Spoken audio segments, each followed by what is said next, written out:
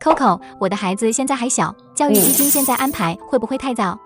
而家咩嘢都貴，食又貴，用又貴，玩又貴，教育亦都貴。由佢哋幼稚園開始，小學、興趣班、中學到佢哋大學，至少都要差唔多300到400，全部都係一個唔少嘅數目嚟㗎。細個開始就要開始幫佢哋規劃與安排好佢哋嘅教育基金。長輩成日都講嘅，再窮都唔可以窮教育。喺呢一邊，我哋一定要事先規劃好同安排好俾我哋嘅女女。一份教育基金可以幫仔仔女女企喺以後嘅未來多一啲選擇，少一啲為難。準備好一切，好講咩都冇準備，更加有底氣，而唔係行一步見一步。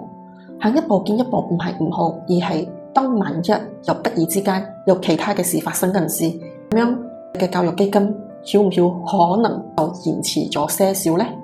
如果佢延遲咗些少嘅話，你再補翻去嘅嗰個時間夠唔夠都係一個問題。準備好一切，比咩都冇準備更加有底氣，亦都唔曉辛苦以後嘅我哋。我係 Coco 理財小編，我哋下一集見。記得點讚關注哦。